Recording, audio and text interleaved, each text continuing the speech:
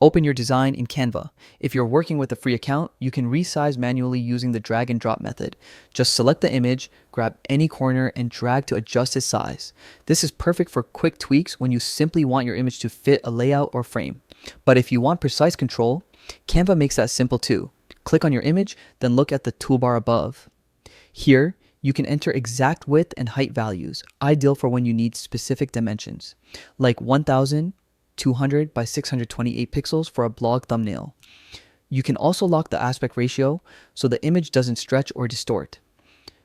Now, if you're a Canva Pro user, you get access to an even more powerful tool, Magic Switch. This feature lets you instantly resize your entire design into multiple formats at once. Want to turn a YouTube thumbnail into an Instagram post or Pinterest pin? Just click Resize, select your desired formats, and Canva automatically adjusts everything for you. It's a huge time saver, especially if you post across several platforms. And here's a bonus tip. Resizing images to the right dimensions doesn't just make them look better, it also helps with SEO and load speed,